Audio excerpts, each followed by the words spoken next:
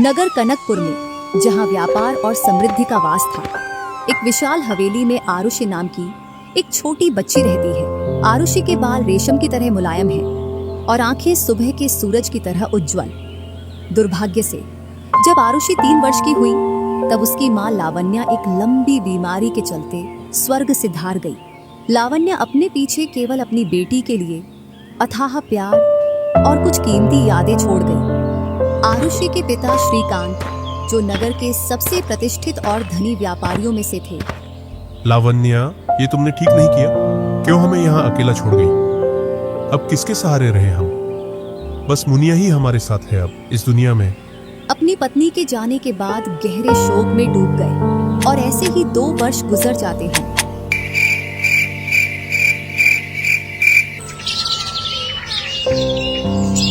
मुझे लगता है कि अब मुझे दूसरी शादी कर लेनी चाहिए, जिससे मेरी बच्ची का पालन पोषण और शिक्षा अच्छे से हो सके। उन्हें अपनी बेटी के लिए एक माँ और अपने जीवन के लिए एक साथी की जरूरत महसूस हुई।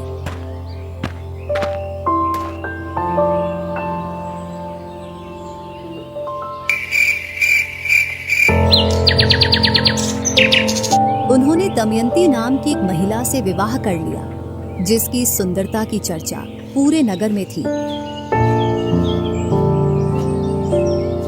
दमयंती की सुंदरता केवल बाहरी थी, अंदर से वह ईर्ष्या, स्वार्थ और क्रूरता की प्रतिमूर्ति थी। उसका असली मकसद श्रीकांत की दौलत और हवेली पर राज करना था। इस लड़की को देखकर मेरा पूरा दिमाग खराब हो जाता है। आरुषि को देखते ही उसके चेहरे पर नफरत की एक पतली रेखा खींच जाती थी।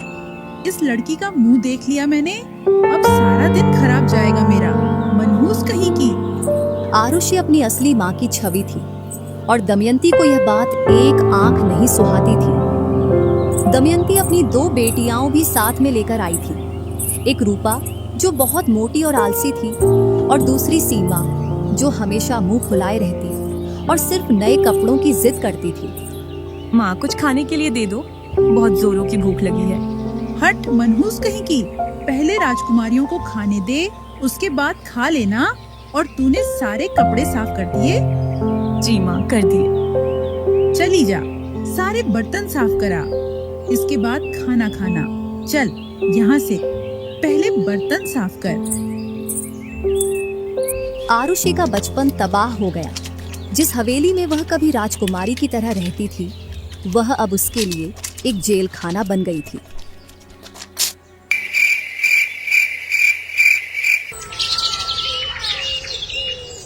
दमयंती, मैं व्यापार के लिए जा रहा हूँ। तुम तीनों बच्चों का ध्यान रखना। श्रीकांत को अक्सर व्यापार के सिलसिले में महीनों के लिए दूर दराज के राज्यों में जाना पड़ता था। उनके जाते ही दमयंती का असली रूप सामने आ जाता था। महारानी तो अभी तक सो रही है, और मेरी बेटियों के लिए पानी गर्म कौन करेगा? ऐसी ठंड में मेरी बेटियां ठंडे पानी से बर्फ जैसे जम जाएंगी। एक दिन दमयंती एकदम मटकी का ठंडा पानी उस पर डाल देती है, जिससे आरुषि के दांत खटखटाने लगते हैं। माँ, आपने ये क्या किया? मुझ पर ठंडा पानी डाल दिया ऐसी ठंड में। यह तेरे लिए सबक है।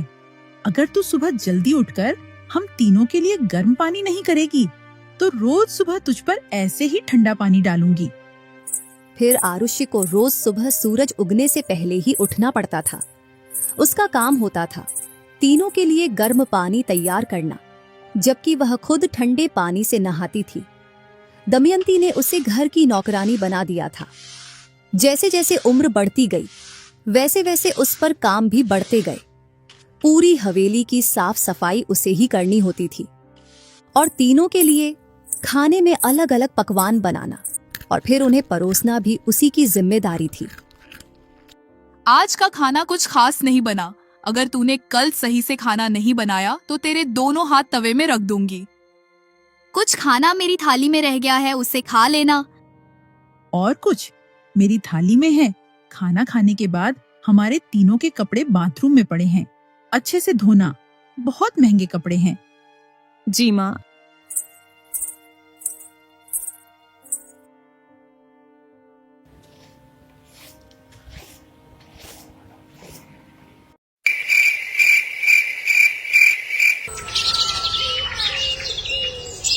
देखो माँ, इसने मेरी ड्रेस को सही से साफ नहीं की। अब मैं क्या पहनूंगी? आपके पास इतनी सारी ड्रेस हैं, उनमें से पहन लीजिए। मेरी बच्ची से जबान लड़ाती है। तेरा खाना बंद करना पड़ेगा, तभी तेरी अक्ल ठिकाने आएगी। सीमा, रूपा, इस पर ध्यान रखना, आज ये खाना न खा।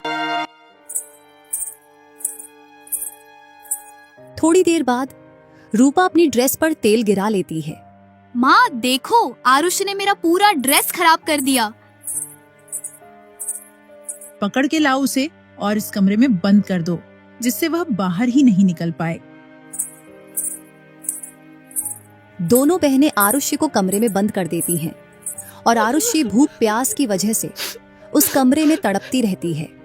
आरुषि ने अपनी माँ से मिली शिक्षा को कभी नहीं छोड़ा। वह कमरे की खिड़की के पास बैठकर ईश्वर से प्रार्थना करती थी। उसकी दयालुता ही उसकी सबसे बड़ी ताकत थी। वह घर के पालतू जानवरों और बाहर के पक्षियों से बातें करती थी, जो उसके एकमात्र मित्र थे। और जब भी उसका दिल टूटने लगता, वह अपनी माँ की दी हुई एक पुरानी फीकी पड़ चुकी तस्वीर को देखती और हिम्मत जुटाती थी।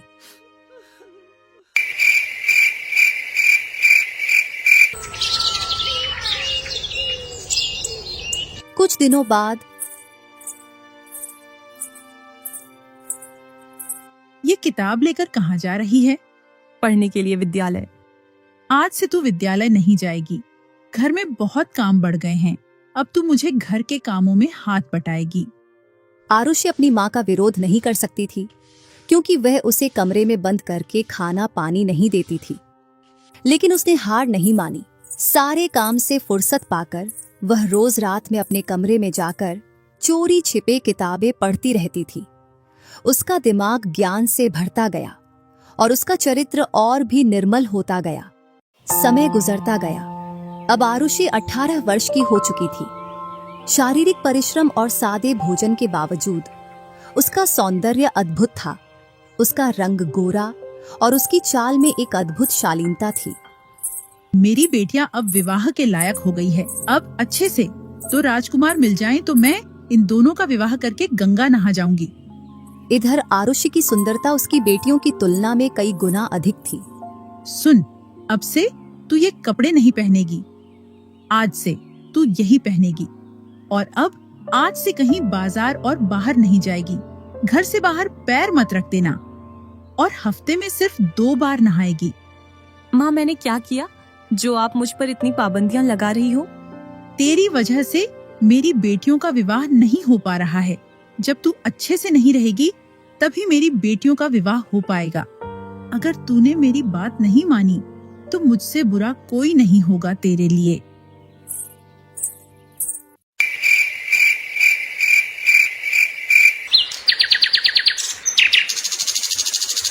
सूर्यगढ़ राज्य के राजकुमार वीरेंद्र अपनी बहादुरी, न्यायप्रियता और ज्ञान के लिए प्रसिद्ध थे।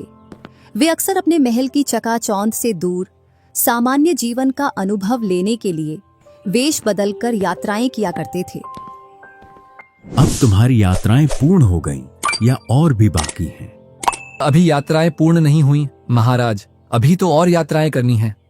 अब किस नगर की यात्रा पर जा रहे हो? अब हम कनकपुर की यात्रा पर जाएंगे महाराज। सुना है वहाँ बड़े बड़े व्यापारी रहते हैं और नगर भी बहुत सुंदर है। जल्दी लौट कर आना। आपके लिए एक सुंदर सी राजकुमारी देखकर इस वर्ष आपके विवाह की तैयारी करेंगे। जी महाराज। एक दिन राजकुमार और कुछ सैनिक वेश बदलकर नगर में घूमने के लिए निकल पड़े। नगर में घूमते घूमते दोपहर हो जाती है और वीरेंद्र अपने सैनिकों को छोड़कर श्रीकांत वाली गली की ओर बढ़ जाते हैं। चलते चलते राजकुमार को भयंकर प्यास लगती है, जिससे वे व्याकुल हो उठते हैं। तभी उन्हें सामने श्रीकांत की हवेली दिखाई देती है, तो वे पानी के लिए हवेली का दरवाजा खटखटाने लगते हैं। पता नहीं कौन भरी दोपहर में दरवाजा खटखटा रहा है। दमयंती खिड़की से देखती है तो उसे एक सुंदर लड़का दिखाई देता है। शक्ल सूरत से तो राजकुमार लग रहा है, लेकिन इसकी वेशभूषा ऐसी जैसे कोई मजदूर हो।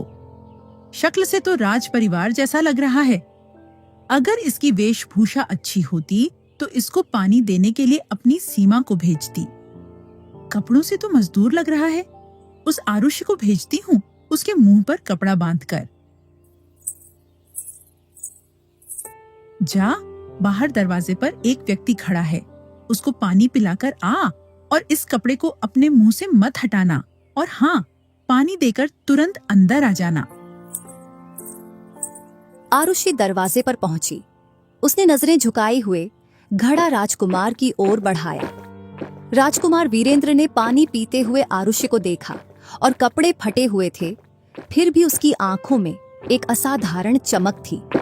राजकुमार ने मन ही मन सोचा, एक ऐसी पवित्रता और दुख का मिश्रण जिसे मैं नजरअंदाज नहीं कर पा रहा हूँ। इसके हाथ पैर कठोर परिश्रम से खुरदुरे हो चुके हैं, लेकिन इसके हाथों की मुद्रा में एक अद्भुत कोमलता दिख रही है। धन्यवाद आपका। फिर राजकुमार ने एक गहरी आवाज में कहा, क्या यह तुम्हारा घर है? आरुषि ने दमयंती के डर से कुछ नहीं कहा। उसने बस धीरे से सिर हिला दिया। तभी दमयंती तुरंत चिल्लाते हुए बाहर आई। कब की पानी पिला रही है और कुछ काम नहीं तुझे? इतना सारा काम पड़ा है घर में, वो कौन करेगा? और आरुषि रोते हुए घर के अंदर चली गई। अरे साहब, ये तो हमारे घर की नौकरानी है। इसको जब तक न बोले तब तक कोई काम नहीं करती। और कुछ मंगा दूं आपके लिए? नहीं, मुझे तो बस प्यास लगी थी। मुझे पानी मिल गया। अब मैं अपनी यात्रा में आगे बढ़ता हूँ। राजकुमार वहां से आगे। उस औरत की मुस्कान बनावटी थी। जरूर इस घर में कुछ गड़बड़ है। इसकी तो जानकारी लेनी पड़ेगी। राजकुमार वीरेंद्र वापस महल लौट गए, पर आरुषि का चेहरा और उसकी दुख भरी आंखें उनके मन से निकल ही नहीं रही थी। उन्हें लगा जैसे किस्मत ने कुछ कहना चाहा हो। वह लड़की किसी बड़े अत्याचार का शिकार है। यह मेरा मन कभी स्वीकार नहीं कर सकता कि वह इतनी सुंदर आत्मा कैसे नौकरानी हो सकती है। राजकुमार ने अपने सबसे भरोसेमंद मंत्री को बुलाया। प्रेमचंद जी, आप कनकपुर जाइए अपना वेश बदलकर। वहाँ श्रीकांत का घर है, उसमें एक लड़की रहती है और उसी घर में एक महिला रहती है। पता करना कि उस महिला का व्यवहार उस लड़की के प्रति कैसा है।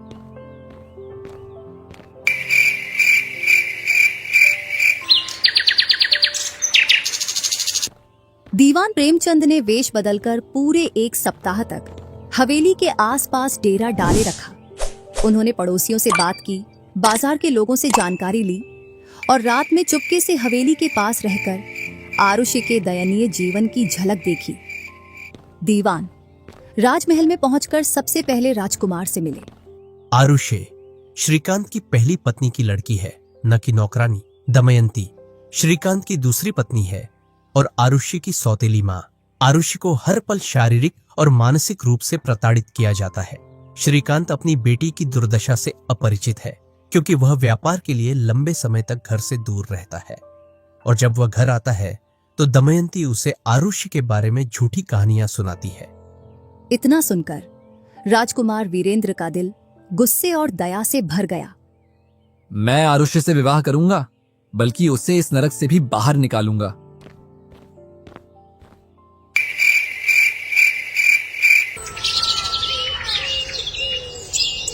अगले ही दिन राजकुमार अपना काफिला लेकर कनकपुर की ओर चल देता है।